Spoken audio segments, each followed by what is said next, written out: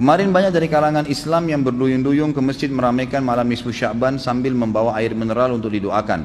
Ada yang baca surah Yasin 3 kali berjamaah dengan diniatkan untuk panjang umur, memperoleh rezeki dan mendapatkan husnul khatimah. Ada juga yang dilanjutkan dengan sholat sunnah. Apa hukum membaca surah Yasin 3 kali dan sholat nisfu Sya'ban? Lalu apa keistimewaan malam nisfu Sya'ban dan tuntunan apa yang disunnahkan? Ini banyak muslimin memang yang menyalahgunakan ya, dalil-dalil. Jadi mereka tidak memilah mana dalil yang sahih dan mana dalil yang lemah, apalagi hadis-hadis yang palsu. Hadis yang menjelaskan tentang masalah adanya solat di nisfu Sya'ban, solat secara khusus namanya solat nisfu Sya'ban itu tidak ada. Hadisnya palsu, maudhu' itu. Yang ada memang adalah fadilah mengerjakan solat malam di nisfu Sya'ban, solat tahajudnya. Solat tahajud seperti biasa, tapi khusus malam nisfu Sya'ban punya fadilah. Karena disebutkan dalam sebuah riwayat yang sahih bahwasanya Aisyah radhiyallahu anha pernah mendapatkan giliran nginapnya Nabi SAW di rumahnya. Terbangun tengah malam, dia melihat Nabi SAW tidak ada di sebelahnya. Maka Aisyah radhiyallahu anha terbawa rasa cemburu. Dia memakai bajunya kemudian mengelilingi rumah-rumah Nabi yang lain. Ya, istri Nabi yang lain takut Nabi ada di sana gitu. Diketukin satu-satu ternyata nggak ada. Lalu Aisyah tergopoh-gopoh pergi ke masjid mendapatkan Nabi SAW sedang sholat. Begitu Nabi SAW lihat Aisyah lagi ngos-ngosan jalan gitu kan, kena buru-buru, kata Nabi SAW, wahai Aisyah, kau cemburu lagi?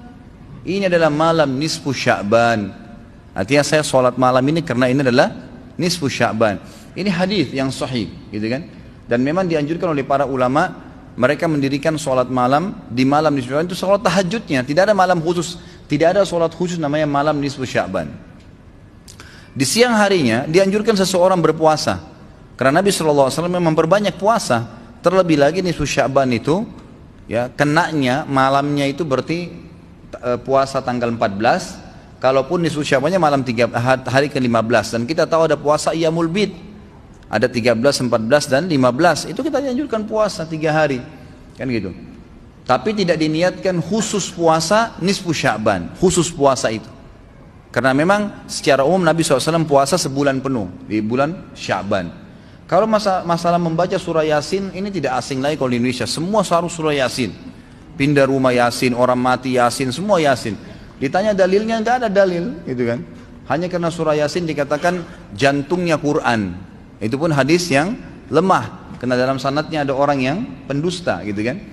Tapi ini diamalkan. Kalau kita mau mengaku pengikut Nabi Muhammad SAW yang murni, maka tidak mengamalkan apa yang tidak dicontohkan oleh Nabi SAW. Apalagi membawa air, kemudian secara khusus dibacakan atau dihidupkan dengan surah Yasin, belum pernah ada contoh. Belum pernah ada contoh. Allahu a'lam. Saya tidak menyalahkan ya. Yang mau kerjakan itu silahkan, itu hak dia.